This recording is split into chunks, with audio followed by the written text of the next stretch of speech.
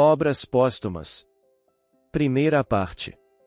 Capítulo 2.2. Manifestações dos Espíritos.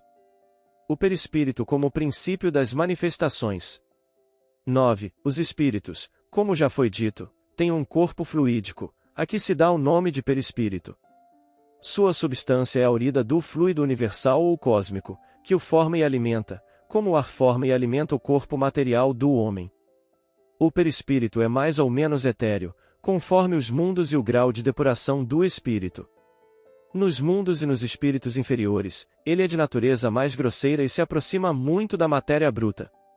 10. Durante a encarnação, o espírito conserva o seu perispírito, sendo-lhe o corpo apenas um segundo envoltório mais grosseiro, mais resistente, apropriado aos fenômenos a que tem de prestar-se, do qual o espírito se despoja por ocasião da morte.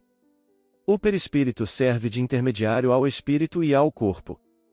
É o órgão de transmissão de todas as sensações.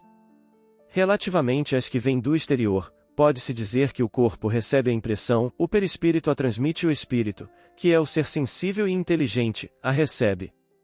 Quando o ato é de iniciativa do espírito, pode dizer-se que o espírito quer, o perispírito transmite e o corpo executa. 11. O perispírito não se acha encerrado nos limites do corpo, como numa caixa.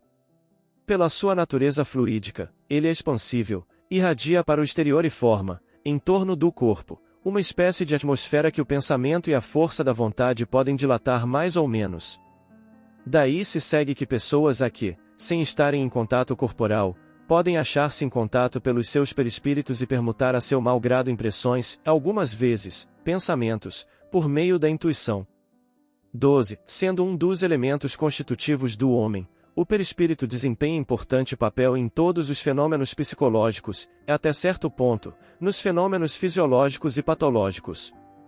Quando as ciências médicas tiverem na devida conta o elemento espiritual na economia do ser, terão dado grande passo e horizontes inteiramente novos se lhes patentearão.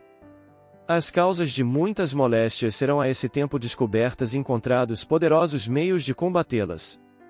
13. Por meio do perispírito é que os espíritos atuam sobre a matéria inerte e produzem os diversos fenômenos mediúnicos.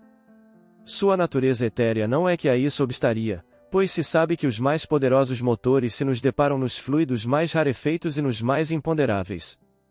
Não há, pois, motivo de espanto quando, com essa alavanca, os espíritos produzem certos efeitos físicos, tais como pancadas e ruídos de toda espécie, levantamento, transporte ou lançamento de objetos.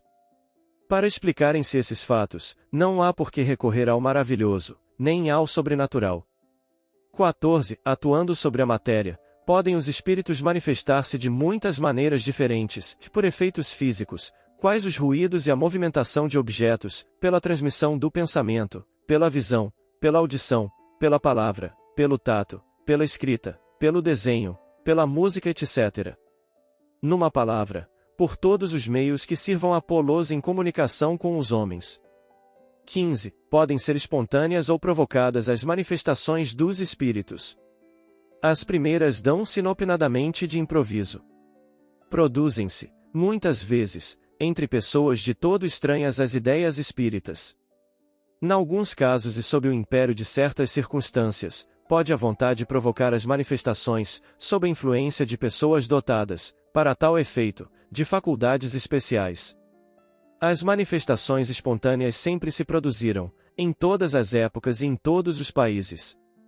Sem dúvida, já na antiguidade se conhecia o meio de as provocar, mas esse meio constituía privilégio de certas castas que somente a raros iniciados o revelavam, sob condições rigorosas, escondendo-o ao vulgo, a fim de o dominar pelo prestígio de um poder oculto.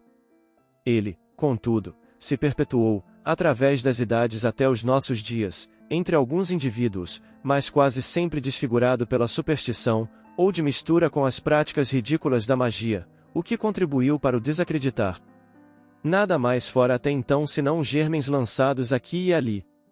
A providência reservara para nossa época o conhecimento completo e a vulgarização desses fenômenos, para os expurgar das ligas impuras e torná-los úteis ao melhoramento da humanidade, madura agora para os compreender e lhes tirar as consequências.